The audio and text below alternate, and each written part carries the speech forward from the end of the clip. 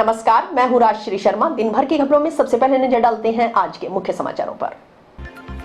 विधायक जिला प्रमुख ने किया नवनिर्मित पंचायत भवन का लोकार्पण। हाथ से हाथ जोड़ो अभियान के तहत ग्राम पंचायत जोड़किया में हुई सभा। गंगमूल डेयरी में नीलामी प्रक्रिया के दौरान हुआ हंगामा। पानी, कुर्सी आदि की व्यवस्था न होने से नाराज हुए बोलीदाता, दोबारा नीलामी करवाने की मांग। गेहूं खरीद में आ रही अड़चन को हो दूर, जिला कलेक्टर से मिला भाजपा का शिष्टमंडल। सीवरेज सिस्टम के लिए 61 करोड़ रुपए का बजट आवंटित। बिछाई जाने वाली 32 किलोमीटर पाइपलाइन में दिए जाएंगे 1000 से अधिक कनेक्शन। और अब समाचार विस्तार से। ग्राम पंचायत जोड़किया के नवनिर्मित पंचायत भवन का लोकार्पण मंगलवार को विधायक चौधरी विनोद कुमार व जिला प्रमुख कविता मेघवाल की ओर से किया गया। इस मौके पर आयोजित कार्यक्रम में ग्राम पंचायत सरपंच प्रियंका कंवर, जिला परिषद सदस्य गुरप्रीत सिंह, पंचायत समिति के पूर्व प्रधान दयाराम जाखड़, सरपंच प्रतिनिधि उमेद सिंह राजावत सहित अन्य जनप्रतिनिधि मौजूद रहे। ग्राम पंचायत भवन का निर्माण RGSA योजना के तहत 20 लाख रुपए की लागत से तैयार करवाया गया। ग्राम विकास अधिकारी रविंद्र कुमार ने बताया कि पुराना पंचायत भवन काफी छोटा था और मरम्मत की आवश्यकता महसूस की जा रही थी, इसीलिए नया पंचायत भवन बनाया गया है। पंचायत भवन में 4 कमरे व 1 मीटिंग हॉल का निर्माण करवाया गया है। इसके बाद पंचायत भवन के नजदीक ही अतिथियों की ओर से पशु उप स्वास्थ्य केंद्र का लोकार्पण किया गया। इसके अलावा 13 लाख रुपए की लागत से गांव में हुए विकास कार्यों का भी उद्घाटन विधायक सहित अन्य ने किया। विधायक चौधरी विनोद कुमार ने गांव को सड़क की सौगात दी। वहीं प्रधान प्रतिनिधि दयाराम जाखड़ ने गांव के कब्रिस्तान की 4 दीवारी के निर्माण के लिए 10 लाख रुपए देने की घोषणा की। विधायक, जिला प्रमुख व प्रधान प्रतिनिधि ने कहा कि विकास कार्यों के लिए धन की कमी आड़े नहीं आने दी जाएगी। ग्रामीणों की मांग पर सकारात्मक रूप से विचार कर उसे पूरा करने का प्रयास रहेगा। उधर इस मौके पर ग्राम पंचायत जोड़किया में कांग्रेस के हाथ से हाथ जोड़ो अभियान के तहत सभा का भी आयोजन किया गया।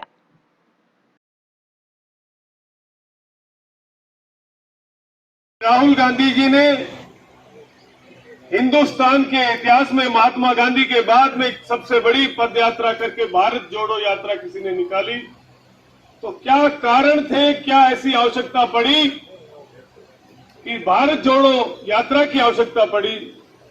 क्या कारण है कि कांग्रेस पार्टी पूरे हिंदुस्तान में हाथ से हाथ जोड़ो अभियान चला रही?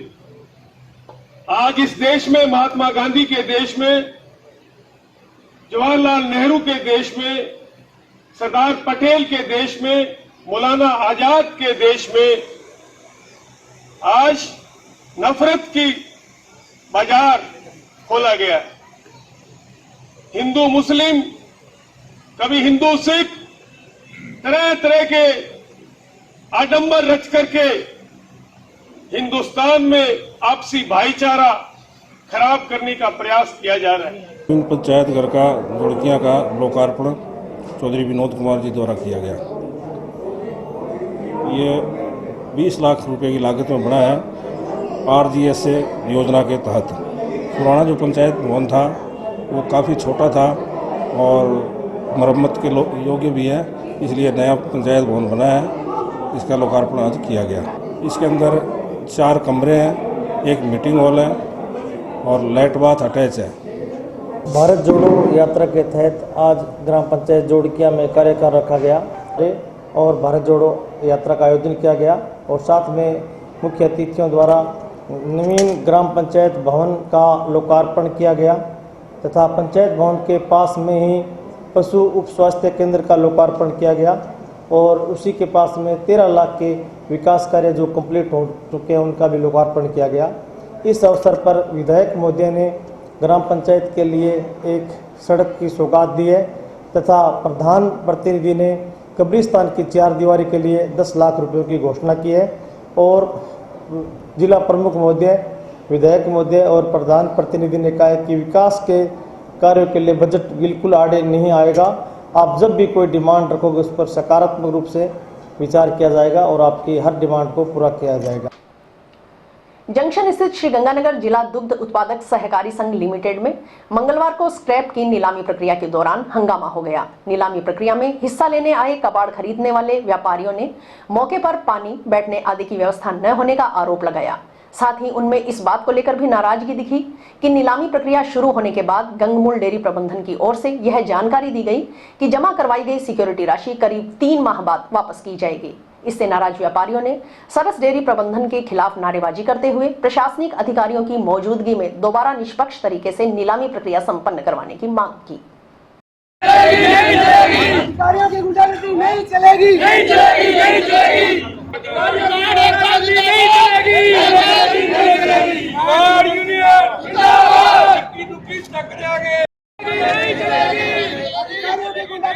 चलेगी, नहीं चलेगी, नहीं चलेगी। अधिकारियों की गुंडागर्दी नहीं चलेगी, नहीं चलेगी, नहीं चलेगी। सरस डेयरी में मंगलवार को हुई नीलामी प्रक्रिया में संगरिया से हिस्सा लेने आए नरेश मित्तल ने बताया कि नीलामी प्रक्रिया में हिस्सा लेने के लिए 50,000 रुपए सिक्योरिटी के रूप में डेयरी में जमा करवाए थे। कुल 102 व्यापारियों ने सिक्योरिटी राशि जमा करवाई। इस तरह करीब 50 लाख से अधिक रुपए डेयरी के पास जमा हो गए। जब सिक्योरिटी राशि जमा करवाई गई थी तब बताया गया था कि मंगलवार को नीलामी हो जाएगी, उसके बाद वह सिक्योरिटी राशि वापस लौटा दी जाएगी, लेकिन यह नहीं बताया गया था कि कब वापस मिलेंगे। मंगलवार को नीलामी की प्रक्रिया चालू होने के बाद बताया गया कि सिक्योरिटी राशि 3 माह बाद वापस लौटाई जाएगी। नरेश मित्तल ने बताया कि इससे पहले भरतपुर नगर परिषद में उसके रिफंडेबल 40,000 रुपए 5.5 माह बाद वापस मिले थे। अब अगर गंगमूल डेयरी प्रबंधन की ओर से करीब 102 व्यापारियों के करीब 51 लाख रुपए रखे जाते हैं तो इसके लिए व्यापारी जिम्मेदार नहीं है। वहीं दूसरी बात यह है कि जब वे गंगमूल डेयरी में होने वाली नीलामी प्रक्रिया में हिस्सा लेने पहुंचे तो न तो पानी की व्यवस्था थी और न ही बैठने की। भिखारियों सा हाल बनाकर रख दिया। जिस व्यापारी ने 50,000 रुपए की सिक्योरिटी राशि जमा करवाई और जो 25 से 30 लाख रुपए का कबाड़ लेने आया है, उसके लिए बैठने के लिए कुर्सी तो क्या पीने का पानी भी नहीं था।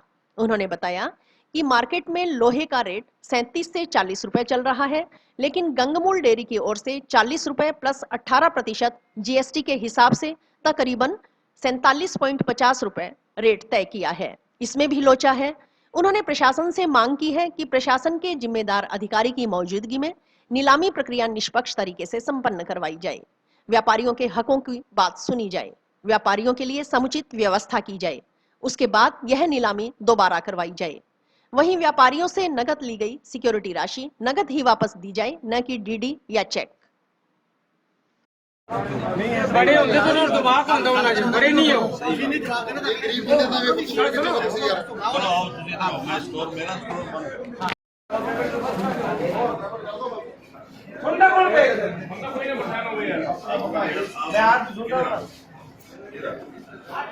सरस डेयरी की नीलामी में भाग लेने के लिए आया था।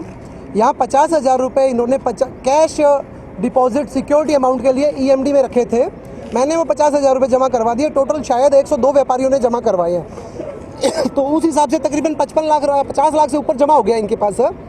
पहले जब हमने जमा करवाए तो हमें सिर्फ बताया गया था कि आज नीलामी हो जाएगी और उसके बाद रिफंड हो जाएगा, लेकिन कोई डेडलाइन नहीं दी गई थी कि कब रिफंड होगा। अब नीलामी की प्रक्रिया चालू होने के बाद बताया गया कि ये जो रिफंड है ये 3 महीने में होगा। इससे पहले भरतपुर नगर परिषद में मेरा खुद का रिफंड 40,000 रुपये जो था वो 5.5 महीने में वापस आया है। आज इन सब व्यापारियों का यदि 102, मुझे एग्जैक्ट नहीं पता है फिगर, लेकिन जो सुना है 102, यदि वो 102 के हैं तो 51 लाख रुपए जमा हो जाते हैं। यदि वो 51 लाख रुपए जमा हो जाते हैं, 3 महीने के लिए रखते हैं, तो व्यापारी इसके लिए जिम्मेदार नहीं है। दूसरी बात, इन्होंने जो रेट रखा है, यहाँ जब हम आए तो यहाँ ना पानी की व्यवस्था है ना बैठने की व्यवस्था है, भिखारियों सा हालत बना रखा है। जो आदमी 50,000 रुपये सिक्योरिटी जमा कर रहा है, 30-25 लाख रुपए का कबाड़ लेने आया है, उसके लिए बैठने की चेयर तो क्या, पीने का पानी भी नहीं है। दूध डेयरी के अंदर बोली रिश्त हुई थी, आज करी गई है इनमें। इसने 50,000 रुपया सिक्योरिटी रखी है। ना तो यहाँ कोई बैठने की जगह है, ना कोई व्यवस्था है, ना कोई पानी की है। 50,000 रुपया इनका मिलता पहले सिक्योरिटी जमा कराने का, नकद ले लिया है।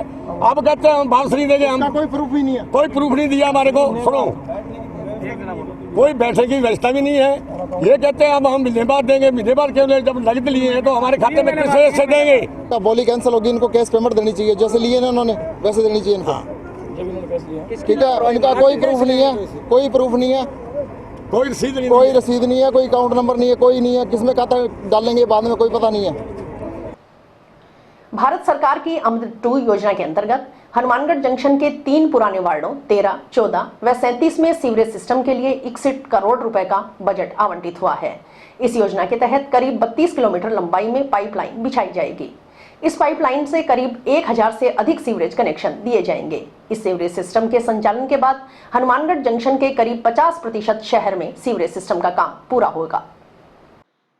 नगर परिषद के एक्सियन अजय शर्मा ने बताया कि इस योजना के तहत नए व पुराने सीवरेज का 13 MLD का STP बनाया जाएगा। वर्तमान में 7.5 MLD का WSP तकनीक पर STP काम कर रहा है, जो अभी अधूरा है और सीवरेज को ठीक से उपचारित नहीं करता। इस कारण 13 MLD का नई पद्धति SPR पर नया STP बनाया जाएगा। उपचारित सीवरेज के पानी को उच्च जलाशय में देकर किसानों, पार्कों व इंडस्ट्रियल एरिया में साफ सफाई के लिए इस्तेमाल किया जाएगा। इसके अलावा इसमें सोलर पैनल का भी प्रोविजन शामिल किया गया है। इसके तहत सोलर से बिजली उत्पादन कर इसका संचालन किया जाएगा। यह कार्य पूरा होने के बाद 10 साल का O&M भी इस बजट में लिया गया है, यानी जो कॉन्ट्रैक्टर इस काम को करेगा वह 10 साल के लिए इस कार्य का रखरखाव भी करेगा। उन्होंने बताया कि यह बजट प्रथम चरण में मिला है।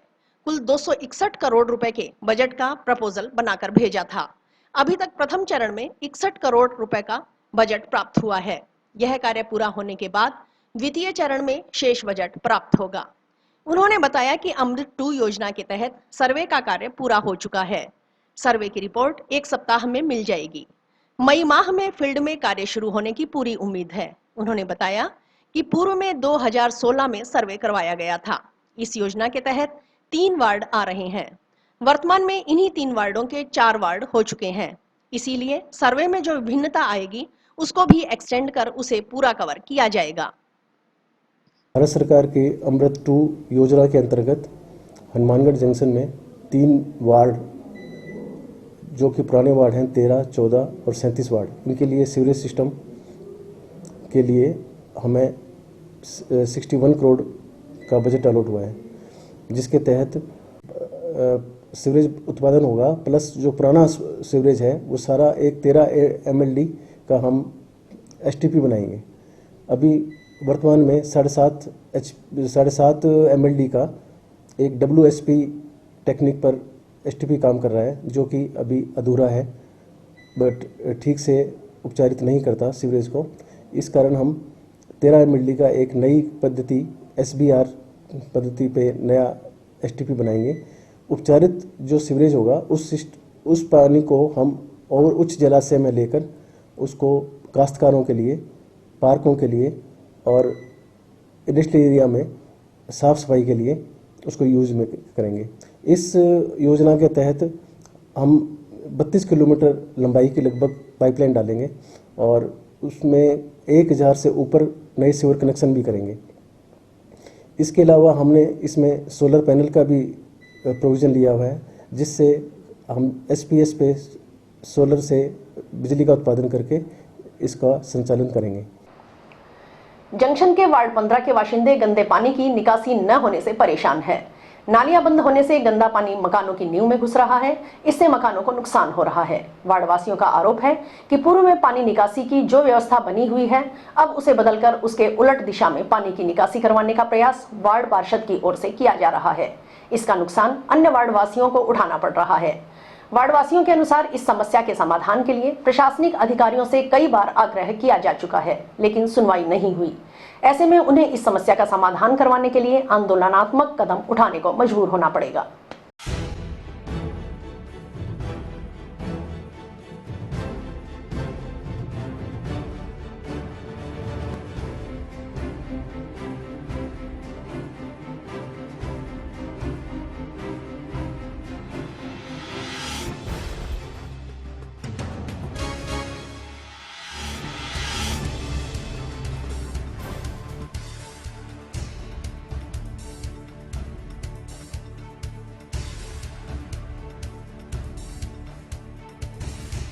फिर भी इसका समाधान नहीं होता, मैं आत्मदाह करूंगा। फिर भी इसका समाधान नहीं होता, मैं आत्मदाह करूंगा। ये साहब 2 साल से क्या है, नाजायज़ रूप से आगे नाली बंद कर रखी है और दोनों तरफ नालियों का पानी भरा रहता है 24 घंटे। कोई 15-20 दिन बाद में कोई टैंकर भेज देते हैं, वो पानी निकालता है, बाकी पानी भरा रहता है। इस कारण से क्या हुआ, आज मैं बाहर गया हुआ था, मेरी घरवाली बीमार है, वो जैसे ही दवाई लेके आई तो एकदम क्या है, दरवाजे में जैसे ही घुसी ये ज़मीन नीचे बैठ गई, क्योंकि नाली का पानी है जो नीचे घुस गया और उससे थोथ होगी, उसके चोट लगी, वो चारपाई पे पड़ी है। और जब मैंने खोद के देखा तो ये बिल्कुल क्या नीचे तक धंसा हुआ है। ठीक है, आज 2 साल हो गए इस नाली को उन्होंने नाजायज़ रूप से तरुण विजय ने और ये नगर पालिका वालों ने बंद कर रखी। हमने मुख्यमंत्री 181 पे हमने शिकायत कर दी, कलेक्टर को हमने कर दी, एसडीएम साहब को हमने कर दी, जहां हमने शिकायत करनी थी कर दी, लेकिन आज तक ना तो किसी ने सुनवाई करी है ना नाली खुलवाई है। आज 50 सालों से नाली का पानी है ना जो ये उत्तर से दक्षिण दिशा की ओर जाता है। अब इनका ये एक प्रोग्राम था, जब से तरुण विजय पार्षद बना वो कहता भी नाली है जो दूसरी तरफ निकालेंगे। अब दूसरी तरफ निकालने से क्या होता है, हमारे जो 10-15 घर हैं उनके सेफ्टी टैंक सबके नीचे हैं। एक आदमी अपनी भलाई के लिए सबका नुकसान कर रहे हैं। भाई एक आदमी अगर सेफ्टी टैंक दोबारा बनवाएगा, आगे के दरवाजे तोड़ने पड़ेंगे, दीवारें तोड़ने, कम से कम लाख रुपया प्रत्येक घर का खर्चा है। हर वो नाली वापस निकालना चाहता है। मोहल्ले वालों ने उसके लिए एतराज़ किया तो उन्होंने क्या करा, आगे नाली बंद करवा दी। अब नाली बंद है, पानी जा नहीं रहा है, इस कारण से क्या हर घरों में तरेड़े आई हुई है, नीचे थोथ हुई है। ये तो मेरे क्या पता लग गया, जैसे जैसे लोगों के जाएगा वैसे वैसे पता लगेगा, नुकसान हो रहा है हमारा। ना नगर परिषद सुनाई कर रही है, ना कलेक्टर साहब कोई सुनाई कर रहे हैं। अब हालात ये है कि भैया मरना ही एक रास्ता है। अगर इसका कोई समाधान नहीं हुआ तो मैं कल से भूख हड़ताल पे बैठूंगा यहीं चौक पे हमारे, ठीक है। अगर फिर भी इसका समाधान नहीं होता, मैं आत्मदाह करूंगा, मरूंगा इनके पार्षद के, नगर परिषद के गल लग के मरूंगा। मैं यहाँ करूंगा आत्मदाह चौक के। गेहूं की सरकारी खरीद को लेकर भारतीय जनता पार्टी के कार्यकर्ताओं का शिष्टमंडल मंगलवार को पूर्व मंत्री डॉक्टर राम प्रताप व जिलाध्यक्ष बलबीर बिश्नोई के नेतृत्व में जिला कलेक्टर रुक्मणी रिहार सियाग से मिला। शिष्टमंडल का कहना था कि बिना वजह से अड़चन पैदा करने से किसान को परेशानी का सामना करना पड़ रहा है। उन्होंने किसान की अधिकाधिक फसल के समर्थन मूल्य पर खरीद की व्यवस्था करने की मांग सरकार से की है। भाजपा जिलाध्यक्ष बलबीर बिश्नोई ने कहा कि भारतीय खाद्य निगम के अधिकारी कहते हैं कि गेहूं की सरकारी खरीद के लिए मात्र गिरदावरी की पर्ची व आधार कार्ड की जरूरत है, जबकि राज्य सरकार का कहना है कि इसके लिए जन आधार कार्ड भी आवश्यक है। जन आधार कार्ड से मात्र मुखिया के नाम पर ही पोर्टल पर रजिस्ट्रेशन हो रहा है, जबकि मुखिया के बेटे भी हैं और उनके नाम पर अलग से जमीन है। उनके सामने अपनी गेहूं बेचने में दिक्कतें पैदा हो रही है। उन अड़चनों को सरकार तुरंत दूर कर किसानों को अधिक से अधिक सुविधा दे, क्योंकि मौसम भी खराब है। अपनी उपज मंडी में लेकर आने वाले किसान की फसल को तुरंत समर्थन मूल्य पर खरीदने की व्यवस्था की जाए, ताकि किसी किसान को अनावश्यक परेशानी न हो। बिश्नोई ने एक किसान से 25 क्विंटल सरसों की सरकारी खरीद की मात्रा को काफी कम बताते हुए इसे बढ़ाकर एक बार में 40 क्विंटल खरीद करने और अव्यावहारिक शर्तें हटाने की मांग की। जिला कलेक्टर ने शिष्टमंडल को इन समस्याओं के समाधान के लिए आश्वस्त किया। आज गेहूं खरीद को लेकर कलेक्टर महोदय से भारतीय जनता पार्टी का शीर्ष नेतृत्व आदरणीय डॉक्टर राम प्रताप जी और हमारे सब कार्यकर्ता मिले हैं, और जो बिना काम की अड़चन पैदा करके जो किसान को दिक्कत हो रही है। 15 दिन पहले भी मुख्यमंत्री जी को जरिए जिला कलेक्टर ज्ञापन दिया था, और आज भी उस विषय पर बात करके कि किसान को फसल ज़्यादा से ज़्यादा समर्थन मूल्य पर कैसे तुले, इसकी सरकार व्यवस्था करे। एफसीआई कहती है कि हमें कोई ज़रूरत नहीं, सिर्फ एक गिरदावरी की पर्ची और आधार कार्ड चाहिए, जबकि राज्य सरकार कह रही है कि इसमें जन आधार कार्ड लगाओ। तो हमने ये निवेदन किया कि जन आधार कार्ड में मुखिया के नाम, एक मुखिया के नाम से ही वो उसमें दर्ज हो रहा है पोर्टल पर, जबकि मुखिया के साथ साथ अगर उसके परिवार में बेटे हैं, उनके नाम ज़मीन अलग अलग है, तो वो अपनी गेहूँ कहाँ बेचेंगे। तो उन अड़चनों को दूर करने के लिए भी किसान को ज़्यादा से ज़्यादा उसमें सुविधा मिले, और तुरंत, क्योंकि मौसम भी ख़राब है, बेमौसम की बरसात चल रही है, तो किसान जो अपनी फसल जो बाज़ार में ला रहा है उसकी तुरंत समर्थन मूल्य पर उसकी गेहूं का बेचान हो जाए, उसकी कणक तुलाई हो जाए, जिससे किसान को अनावश्यक परेशानी न हो। इसी प्रकार सरसों में निवेदन किया कि 25 कुंटल बहुत कम मात्रा है, कम से कम 40 कुंटल सरसों किसान की एक बार में खरीदी जानी चाहिए। खरीदी तो पूरी जानी चाहिए, लेकिन एक बार में अगर रोटेशन में भी आप खरीदते हो तो कम से कम एक बार में 40 कुंटल खरीदी जानी चाहिए। और उसमें भी इन्होंने, राज्य सरकार ने लिख रखा है कि पटवारी के दस्तखत कराओ, तो फिर ऑनलाइन का मतलब क्या है? फिर पटवारी के पास ही जाना है तो फिर ऑनलाइन का मतलब क्या है? इस प्रकार की ये जो किसान की समस्या थी उनको लेकर आज कलेक्टर साहब से मिले और उन्होंने इन समस्याओं का समाधान का आश्वासन भी। और अभी वक्त है एक ब्रेक का।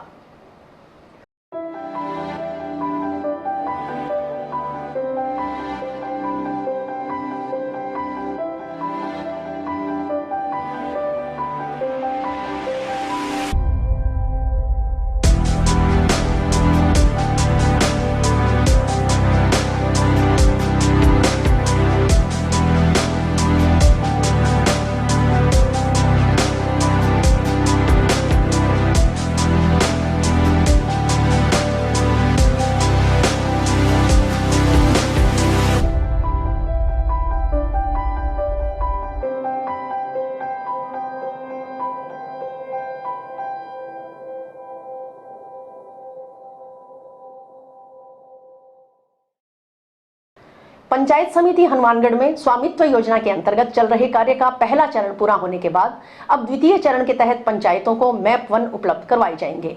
वर्तमान में करीब 194 चकों के मैप 1 पंचायत समिति हनुमानगढ़ को उपलब्ध हो चुके हैं। उन पर आगे किए जाने वाले कार्य के लिए कार्यशाला का आयोजन कर ग्राम विकास अधिकारी कनिष्ठ सहायकों को इस बारे में जानकारी दे दी गई है। पंचायत समिति के सहायक विकास अधिकारी व स्वामित्व योजना के प्रभारी अशोक शर्मा ने बताया कि पंचायत समिति हनुमानगढ़ में स्वामित्व योजना के अंतर्गत कार्य चल रहा है।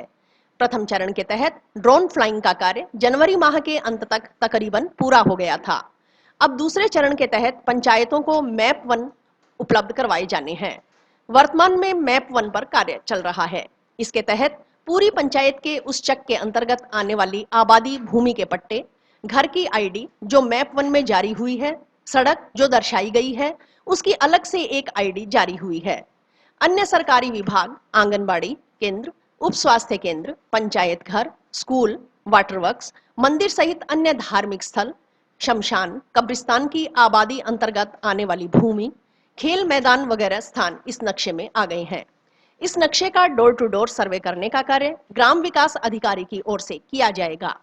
जब ग्राम विकास अधिकारी एक एक घर में जाएंगे तो परिसर में जितने भी परिवार रहते हैं उन परिवारों का पूरा डाटा तैयार किया जाएगा। इसमें आधार नंबर एवं मोबाइल नंबर संकलित कर मैप 1 में काम किया जाएगा। इसके बाद मैप 1 का कार्य पूर्ण होने पर जयपुर से सर्वेक्षण विभाग से मैप 2 मिलेगा, वह उपलब्ध करवाया जाएगा। तब तक मैप 1 पर जो काम चल रहा है उसे पूर्ण करने के बाद मैप 1 पंचायत समिति में जमा होने के बाद विभाग को भिजवाए जाएंगे। उसके बाद मैप 2 आएगा। मैप 2 आने के बाद आपत्ति सूचना पंचायत समितियों की तरफ से जारी की जाएगी। इसमें यह बताया जाएगा कि किस आदमी के पास कौन सा मकान है, वह व्यक्ति अपने रिकॉर्ड को चेक कर सकेगा। अगर किसी को किसी संबंध में कोई आपत्ति होगी तो पंचायत उसकी अपने स्तर पर सुनवाई करेगी। उस प्रकरण का निस्तारण करने के उपरांत इसका अंतिम मैप जारी होगा। भविष्य में उसी मैप के निस्तारण करने के उपरांत इसका अंतिम मैप जारी होगा। इसी आधार पर सब कार्य संपादित किए जाएंगे। यह नक्शा अप्रूवल हो जाएगा। इस नक्शे में किस तरीके से आगे की बसावट में सड़क मार्ग या कोई अन्य सरकारी निजी भूमि है, समस्त भूमि का चिन्हीकरण कर एक संकलित डाटा तैयार किया जाएगा। डाटा संकलित होने के बाद उस भूमि के पट्टे जारी किए जाएंगे जो डिजिटल सिस्टम से ही जारी होंगे। आबादी क्षेत्र की कोई भी भूमि किसी भी तरीके से शेष नहीं रहेगी। जिसके पास कब्जा है उसे पट्टे का हक मिल जाएगा। प्रत्येक परिवार को पट्टे का हक मिलेगा, जिससे वह व्यक्ति बैंक के लोन लेने सहित अन्य किसी भी प्रकार का कार्य उस पट्टे के आधार पर कर सकेगा। पंचायत समिति हनुमानगढ़ में स्वामित्व योजना के अंतर्गत कार्य चल रहा है, जिसमें स्वामित्व योजना का प्रथम फेज हमारा जिसमें ड्रोन फ्लाइंग का कार्य था वो लगभग जनवरी माह के अंत तक पूरा हो गया था। अब इस कार्यक्रम के अंतर्गत जो दूसरा चरण है उसमें मैप 1 पंचायतों को उपलब्ध करवाए जाने हैं, जो कि लगभग 194 चकों के मैप 1 पंचायत समिति हनुमानगढ़ में आ चुके हैं। तो उन पे जो आगे कार्य किया जाना है उसके लिए हमने कार्यशाला का आयोजन कर जो ग्राम विकास अधिकारी हैं या कनिष्ठ सहायक हैं उन सबको इस बारे में जानकारी दे दी है। और इस पे मैप 1 पे कार्य चल रहा है, जिसमें पूरी पंचायत के जो उस चेक के अंतर्गत आने वाली आबादी भूमि है उसके प्रत्येक घर की एक आईडी जो मैप 1 में जारी हुई है और सड़क जो दर्शाई गई है उसकी एक आईडी अलग से जारी हुई है। अन्य जो सरकारी विभाग, आंगनबाड़ी, उप स्वास्थ्य केंद्र, पंचायत घर, स्कूल, वाटर वर्क्स या कोई मंदिर या कोई धार्मिक स्थल या शमशान भूमि की जो भूमि है कोई आबादी के अंतर्गत है या कोई कब्रिस्तान की जो भूमि है आबादी के अंतर्गत है, खेल मैदान, इस प्रकार के जो भी स्थान हैं वो इस नक्शे में अब आ गए हैं। और इस नक्शे का जो डोर टू डोर सर्वे करने का कार्य ग्राम विकास अधिकारी द्वारा जाके किया जाएगा और उस पर जब एक एक घर में जाएंगे तो उसमें जो भी परिसर के अंदर जितने भी परिवार रहते हैं उन परिवारों का एक पूरा डाटा तैयार किया जाएगा जिसमें उनके आधार नंबर और मोबाइल नंबर लेके संकलित किए जाकर और उन आईडी मैप 1 में ये काम करेंगे। इसके बाद में जैसे ही मैप 1 का कार्य पूरा होता है तो मैप 2 जो कि वापस हमें जयपुर से सर्वेक्षण विभाग से मिलेगा वो उपलब्ध करवाया जाएगा। और अब खबर नौहर से। महात्मा ज्योतिबा राव फुले की जयंती श्रद्धापूर्वक मनाई गई। इस अवसर पर यहां पूर्व पार्षद कमलेश रामकुमार सैनी के निवास स्थान पर महात्मा ज्योतिबा राव फुले की तस्वीर के समक्ष दीप प्रज्वलित कर कार्यक्रम का शुभारंभ किया गया। इस मौके पर पालिका अध्यक्ष प्रतिनिधि ओम कठोतिया ने कहा कि हमें महात्मा फुले के विचारों को जीवन में अपनाना चाहिए। उनके द्वारा समाज सुधार की दिशा में दिए गए योगदान को कभी भुलाया नहीं जा सकता।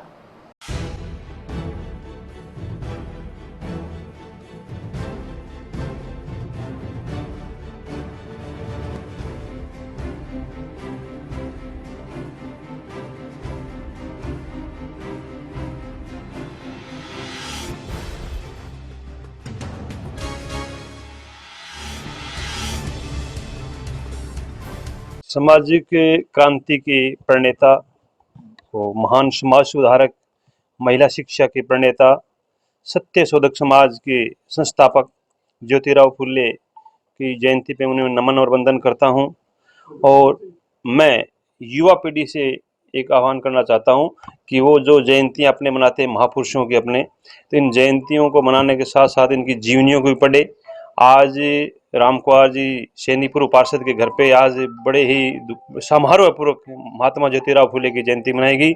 इसके लिए मैं रामकुमार सैनी साहब का भी धन्यवाद व्यक्त करता हूं कि वास्तव में ये एक संदेश युवा पीढ़ी तक जाएगा और वो अपने जो ये महापुरुष है उनकी जीवनियों को अपने जीवन में उतारेंगे।